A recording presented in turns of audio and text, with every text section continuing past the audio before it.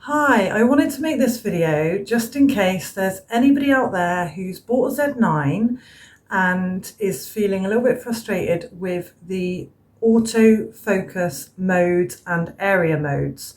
And to be honest, if I'd have spent all that money on a Z9 and then had this first experience of it, having watched videos and things that say it's like a second pair of eyes and the autofocus settings are amazing, if I'd have picked up the camera like I do, I like to just pick up a camera and get using it. But I would have been really disappointed. So I want to save other people that same disappointment, because I know there must be people out there like me that kind of just want to buy something and get straight to work with it. And the other thing is that I really want to touch on here is that why can't we have a nice big old manual as a book printed out with the camera for us to sit on the sofa, snuggle up with and read at our leisure, because I would have devoured a book about the Z9, but I don't want to sit in front of a screen for any longer than is necessary. So I don't want to learn necessarily online. I want to sit and read somewhere else, because I enjoy that way of learning. So little bit frustrating that I didn't have that. So I went out and I used the Z9 on what I thought was going to track the subject that I was photographing. I would really like you to stay till the end of this video, because I want you to see the frustration that I went through when I went out shooting with the Z9 in terms of the focusing modes.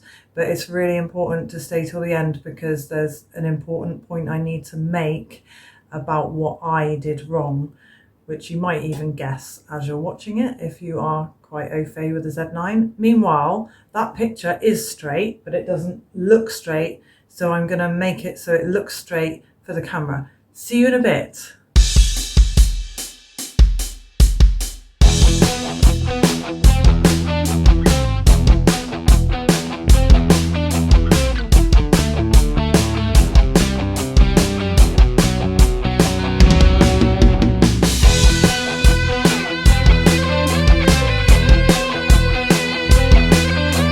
So the trees give you a bit of a vignette effect, a bit more interesting.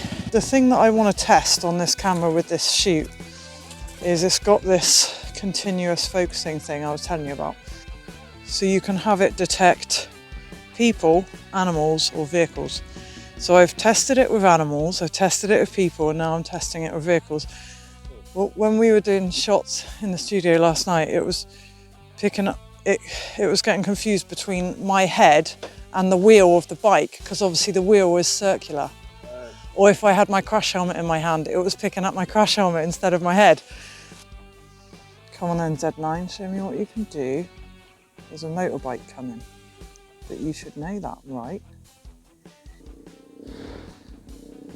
Hasn't detected it yet, hasn't detected it yet, hasn't detected it yet, hasn't detected it yet. Still hasn't detected it. Okay, I thought it knew what a bike was. What the hell, man? Am I doing this wrong? AFC. Yeah, I'm on the right mode. I know I am. Why is it pointing at the tree? Still pointing at the tree, still pointing at the tree, still pointing at the tree, still pointing at the tree. Right, am I doing this wrong? Because that was ridiculous. It didn't pick you up. Didn't it? Not impressed, man. It's picking you up now when you're really close to me. But when you're coming down there, no. So last time I used this mode, when I was shooting animals, the deer, I got fed up with it and I put it back on single point. I did, yeah. And the deer were moving and it still picked up the trees. The deer were moving. So yeah, I found a way that you could point it and get it to pick up the deer and then recompose, and it would stay on the deer. So that was quite handy. But yeah, I was quite surprised at how it was picking up the tree quite a lot. And it did that with the robin earlier as well that was sat in the tree. It picked up the robin sometimes, but then I did miss a few moments.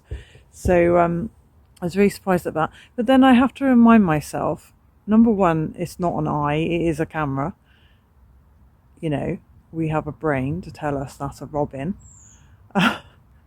And number two, I am a complete control freak when it comes to my photography.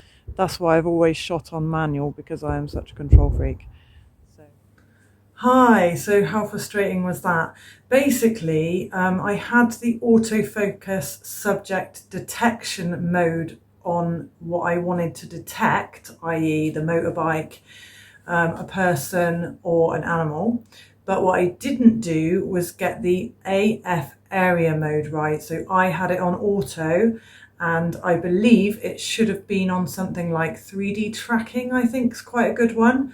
So really kind gentleman named Ewan actually emailed me throughout the Z9 diaries, and he gave me some really good information on this, and he actually recommended a book.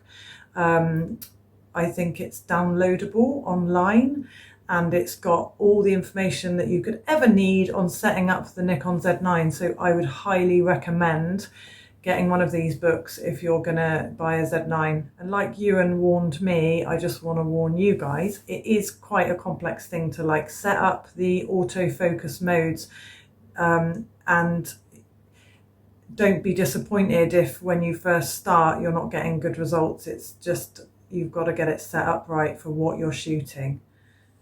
So I'm also going to read you some of Ewan's email, because he uses the Z9 on a regular basis as a wildlife photographer, and I believe that he knows exactly how to set it up. Hi Claire, what I do with the AF is I assign different modes to different buttons on the camera. So for my wildlife work, I have the AF on button set to one of the custom wide area modes with animal eye detection on. I can override this with 3D, which I've assigned to the F1 button on the front of the camera while holding the AF on button. What's really cool here is the AF system is clever enough to hand off its current AF target to the different mode. Wow, this has just gone straight over my head. If you're doing mostly portrait work, 3D might be all you need, although even on auto area AF, it might pick up your subject just fine. One common issue with mirrorless cameras, though, is that when the AF misses, sometimes it can get stuck on the background.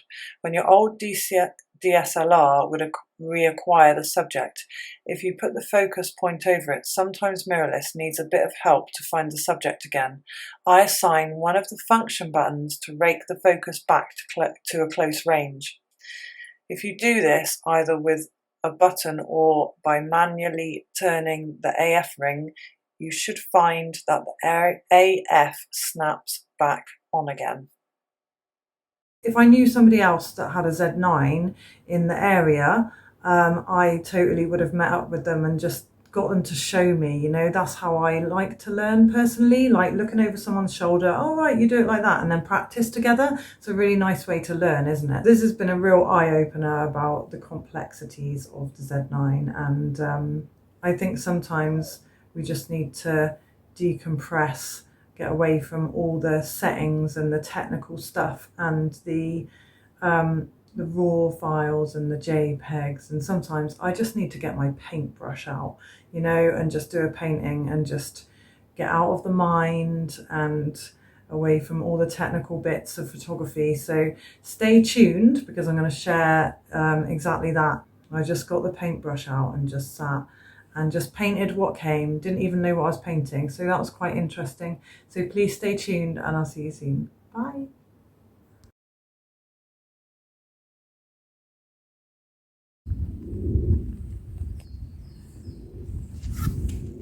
We found a spot with a perfect puddle and some beautiful, it does seem wrong to like be in this beautiful peaceful place with a really loud motorbike.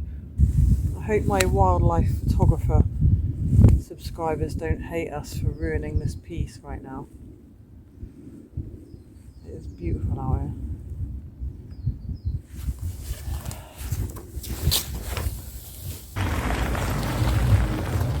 Lee would be good at this shoot. He'd be better than me at this. I need a wee. I'm going to shoot on shutter priority for this. Normally I do everything on manual, but I'm going to go for shutter priority. I'm going to stick it on a 2,000th of a second. It might be slightly overkill, but I'd quite like some of them to have a shallow depth of field. So I'm going to change. I'm just going to experiment, see what happens. And I'm going to stay away from my ego, worrying about what you guys think of my settings. Fuck that shit. Oh, that puddle's lush.